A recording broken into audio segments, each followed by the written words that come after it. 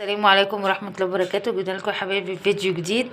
نعمل معاكم عصير ليمون. عصير ليمون مفيد جدا لنزلات البرد والانفلونزا وكده، ماشي. وهو حلو يعني بيرتب على الواحد وكده، ماشي. جبت طبعا 4 ليمونات اهم، ماشي. هنضربهم في الخلاط. هنحط السكر حسب الرغبة، وهننزل بالمية المية الساقعة.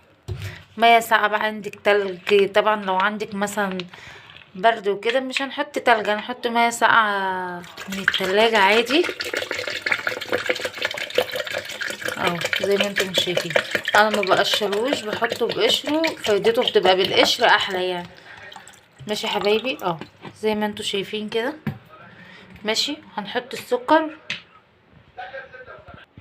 اهو يا حبايبي، نزلنا بالسكر كمان. نرفع بقى الخلاط. لو عندك نعناع بقى فريش بنحط نعناع فريش، لو ما عندكيش نعناع فريش ما بنحطش، عشان بيبقى ناشف فما بيبقاش حلو فيه، ماشي. اهو نبدأ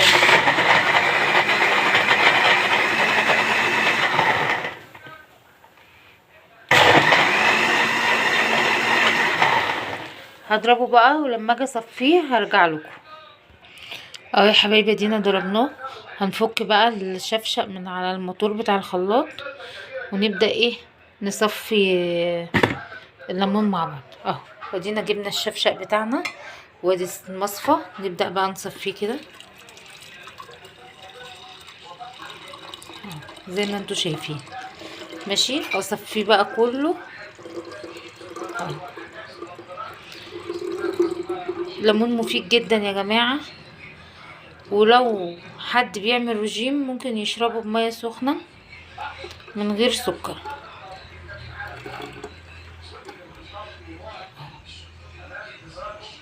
حلو جدا لنزلات البرد يا جماعة، وصحي عن الشاي وعن حاجات كتير، عن القهوة والحاجات دي. ممكن بالليل نشربه كده. عندك ضيوف مثلا عايزة تقدمي لها عصير، ممكن نضيف له حبة لبن. ليه كذا طريقة تعمل بيها يعني، نعمله مع بعض بكذا طريقة ان شاء الله.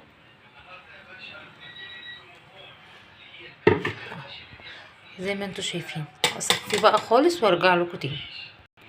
طبعا اهو يا حبايبي صفيناه، ودينا جهزنا الشوب بتاعنا. نبدأ بقى نصبه